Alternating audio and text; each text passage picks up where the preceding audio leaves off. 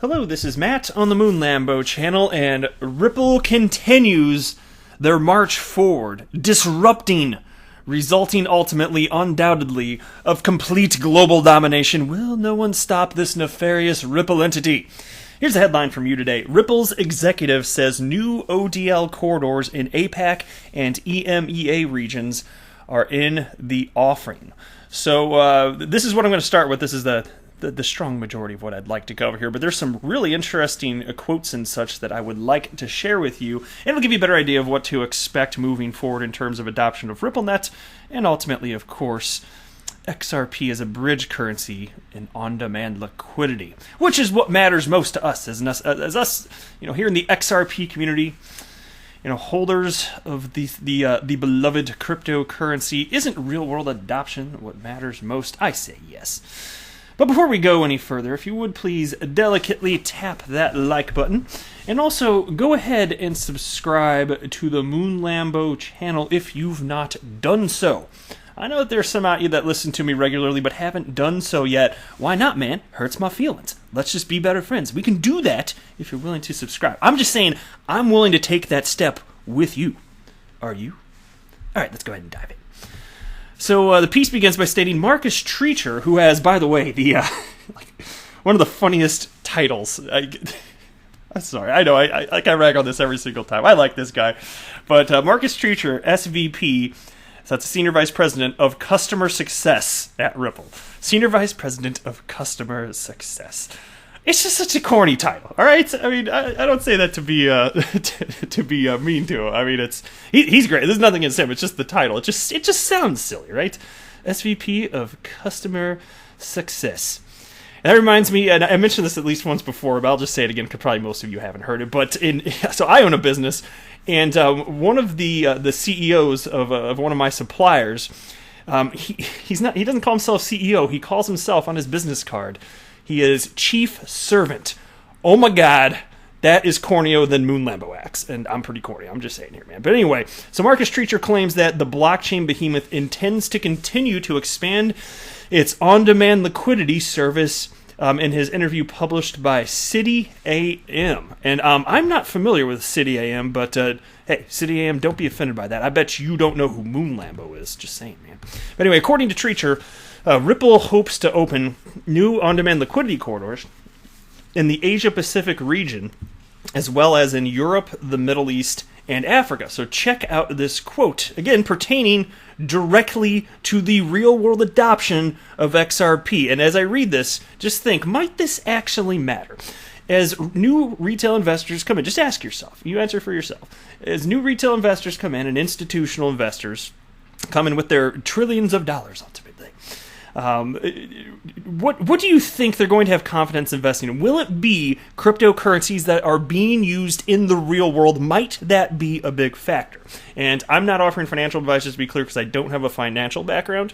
So don't buy or sell because of me. I'm just sharing my everyday Joe Schmo opinion. But to me, it matters, and that's why my investment thesis is that utility matters and will win the day. I just don't know what day. Maybe a Tuesday, a Wednesday? Let's take bets. But here's the quote. We have established on-demand liquidity corridors into Mexico, the Philippines, Australia, and Europe, and we're hoping to further this expansion by opening corridors to APAC and EMEA this year. So calendar year 2020, you're going to see additional utility taking hold. And again, this is the type of news that's awesome. I mean, I like the news too, where it's just broad adoption of RippleNet in general. Which when we're talking about that, primarily we're just talking about RippleNet as a messaging system replacing Swift, which is also awesome. But admittedly, news about the actual real world adoption of XRP, okay, it's a little bit more fun. And then they have this little subheading: expanding the ODL service. Ripple rebranded its XRapid cross-border payment solution into on-demand liquidity during the 2018 Swell conference. The service allows conducting instant international transfers by eliminating the need for pre-funding with the XRP token that serves as a bridge currency. And that did happen just shortly after ODL went live. So ODL, then known as XRapid, it happened the beginning of October 2018. And so it was like fairly instantaneous, right? at Swell when that came out, the news came out. But anyway, Ripple already has 4 existing corridors whose liquidity indexes constantly set new highs. And as reported by you today, Ripple's intentions to venture into new markets with on-demand liquidity were also confirmed by the company's SVP of Product Management and Corporate Development, Ashish Burla, back in June. And I talked about that one as well. He actually wrote 2 pieces for Ripple's Insights blog, I believe. I think they were both in June anyway. One of them was that one that just led to people in the XRP community freaking out because Ripple was pivoting their approach with the adoption of on-demand liquidity, which to me was never a big thing. And the other one, I can't remember off the top of my head. It might just have had to do with and I remember what it was. It was about the changing world and how we need to speed up payments now more than ever, things along those lines. It was a good piece. Both pieces were good, frankly, I thought anyway. But what about disrupting traditional finance? Well, during the interview, Treacher, a former HSBC executive who joined Ripple back in 2016, also argued in favor of cooperating with traditional banking institutions. Here's another quote from him now. If fintechs and banks were to build this kind of continued and mutually beneficial relationship, more services could be elevated to modern standards of customer service and speed as we continue to pull legacy banking systems out of their comfort zone and into the modern era of banking. And see, that's a forward-thinking approach, and it's not the childish, Bitcoin maxi troll type approach of down with banks, down with government. And when they say it, it sounds like this: down with banks, down with government, Bitcoin. That's exactly what it sounds like. You've heard it before. And but Ripple, that's one of the reasons that we love them, right? They're the adult in the room. They've always been taking the mature approach here, partnering with the banks, because frankly, I'm sorry, you're just not going to tear this whole thing down. There's no need to, and your silly ideology that the vast majority of humans on the planet don't agree with, which it's not ever going to allow for it. But anyway, he expects that blockchain will be an integral part of the global financial system in the 2020s. So, I'll tell you what, I know what I hate, and I don't hate that. What's up next? Well, I got this piece from XRP Crypto Wolf. Thank you, my friend, for sending this directly to my Twitter inbox. I do appreciate it.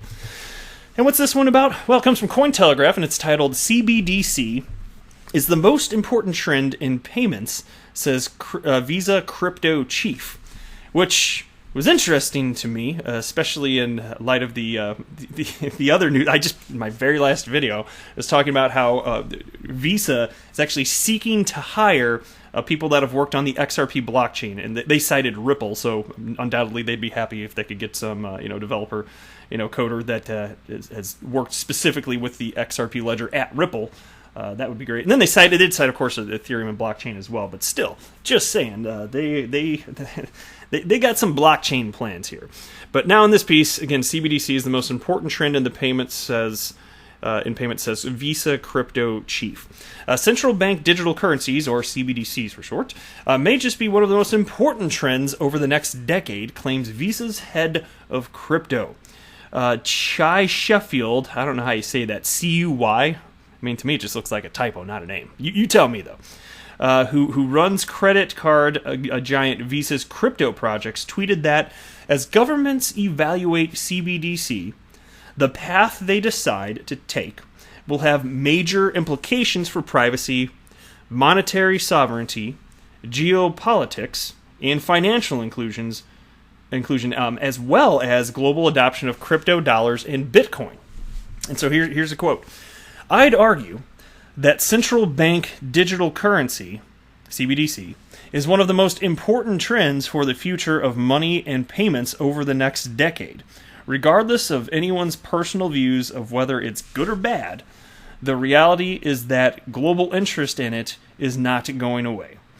It depends on what entity you are. I suppose if you're the government that's issuing the central bank digital currency, then you're most thrilled about it, because you certainly do. The last thing you want to do is give up your monetary sovereignty. But for some of these other countries out there, like China, for example, who is they're gung ho on this. They're leading the pack on the central bank digital currency side. For an entire country like China, I mean, my gosh, you have more incentive to do that than for a country like the United States, because the United States, at least, they're already the global reserve currency, but they're holding based on the fact there are a lot of moving parts. As China's hoping that perhaps that could change, even if it's a long plan, perhaps even a decades long plan. So all in good time here, I suppose here. But anyway, Sheffield has been a proponent of CBDC for a while now. In May, Sheffield said central banks are not interested in consumer-facing digital currency solutions. Visa has not been shy about its interest in digital currency. And the company filed a digital currency patent application earlier this year. So, even though Visa is not seeking to create a global solution for the train wreck that is the world of cross-border payments, they're forward thinking enough that they're taking this approach. And sure, they're all about their walled garden status, but hey, not that I think Visa's going away, but you're going to need something to connect all of these walled gardens that exist. I'm just saying, man. So there you go. But that's it for this video. I am not a financial advisor. Do not buy or sell anything, because if anything that I say or write, that would be a very, very, very bad idea. Until next time, to the moon, Lambo!